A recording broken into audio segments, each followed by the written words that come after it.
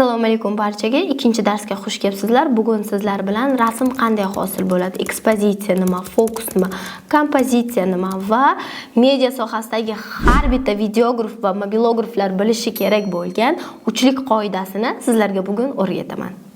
Birinchi bo'lib rasm qanday hosil bo'ladi degan savolga javob beraman. Rasmlar piksellardan tashkil topgan bo'ladi.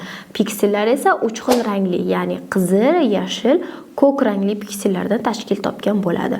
Ushbu ranglar jamlanmasi rasmni hosil qiladi. Tasvirning o'lchamini aynan shu piksellarga qarab bilib olamiz.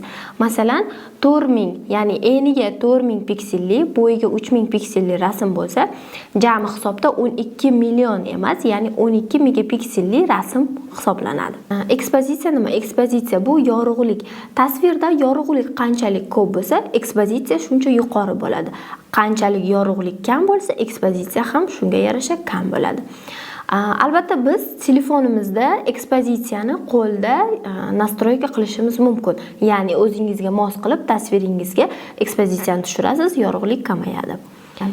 Ekspozitsiyaga ta'sir qiladigan 3 xil omillar mavjud. Buning bittasi shutter speed, ikkinchisi ISO, uchinchisi diafragma. Shutter speed bu kameradagi ochilib yopiladigan parda. Ya'ni shutter speedda soni qanchalik ko'p bo'lsa, yorug'lik shuncha kam bo'ladi. Qanchalik kam bo'lsa, ya'ni sekin ochilib yopilsa, demak yorug'lik ko'proq tushadi tasvirga va sizning tasviringiz yorug'roq bo'ladi. ISO bu kamera sezuvchanligini elektron tarzda ko'paytirib beradi. ISO qanchalik baland bo'lsa, kamerada yorug'lik, ya'ni sun'iy yorug'lik shuncha baland bo'ladi, ammo unda artefaktlar, ya'ni xiralashishlar, kichik dona nuqtachalar ko'payadi. Bu esa rasm sifatini juda ham tushirib yuboradi. Shuning uchun telefon nastroykasida ISOni 1000 dan oshirmaslikni tavsiya qilaman. Diafragma kamerada obyektivdagi to'siq. To'siq qanchalik ochilsa, demak yorug'lik ko'proq tushadi va sizning tasviringiz yorug'roq bo'ladi. Qanchalik yopilsa, ya'ni kichkinaroq ochilsa, bu degani sizga tasviringizga yorug'lik kamroq tushadi va sizning tasviringiz qorong'uroq bo'ladi.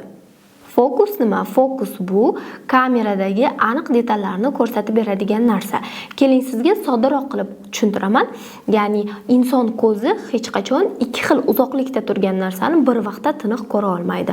Ya'ni bittasi tiniq bo'ladi, aynan fokus o'shanga tushgan bo'ladi. Ikkinchisi blur effekti, ya'ni xiraroq turgan bo'ladi. Ana shu tiniq ko'rinayotgan narsa fokus tushgan narsa bo'ladi. Kamerada, telefon kamerasida ham xuddi shunaqa. Agarda siz telefon kamerasida fokusni tushirmoqchi bo'lsangiz, rasm ustiga, ya'ni siz fokus tushirmoqchi bo'lgan narsani ustiga bitta bosasiz, ikkinchisi xiraroq bo'lib ko'rinadi. Mana masalan, hozir sizga ko'rsataman. Stabilizatorga fokusni tushirmoqchi bo'lsam, mana orqada kamera, mana bu narsa kamera xiraroq bo'lyapti, ya'ni blur effekti bo'ladi. Agarda men fokusni kameraga tushirmoqchi bo'lsam, kamera ustiga bosaman. Mana kamera ustiga bosaman. Bu yerda stabilizator, ya'ni mana stabilizator xira, ya'ni blur effekti bo'lib turibdi. Inson ko'zi ham xuddi shunday ikki xil uzoqlikda bo'lgan narsani ko'ra olmaydi. Siz fokus tushirmoqchi bo'lgan narsani ustiga bosasiz va sizning detalingiz aniq va tiniq ko'rinadi. Kompozitsiya esa qisqa qilib aytganda rasm yoki videoning umumiy ko'rinishi, umumiy tasvirdagi holati bu kompozitsiya deyiladi. Uchlik qoidasi nima? Uchlik qoidasi media sohasida kirib kelayotgan har bitta shaxs birinchi fundamental bilishi kerak bo'lgan narsalardan biri bu, ya'ni uchlik qoidasi. Grid bilan ishlashni bilish kerak. Hozir esa shu bo'yicha o'z bilimlarimni beraman, birgalikda ko'rib chiqamiz. Grid o'zi nima narsa? Grid bu gorizontal va vertikal tarafdan chiziqlar bilan 9 bo'lakka bo'lingan setka hisoblanadi. Bu setkada 4 ta nuqta mavjud bo'ladi. Eng qiziqarli va asosiy qismi aynan shu nuqtalarda joylashishi kerak bo'ladi.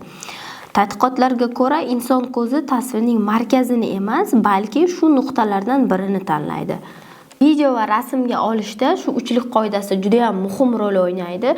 Agarda bu uchlik qoidasi buzilsa, kadr chiroyli chiqmaydi va tomoshabin uchun bu narsa noqulaylik tug'diradi.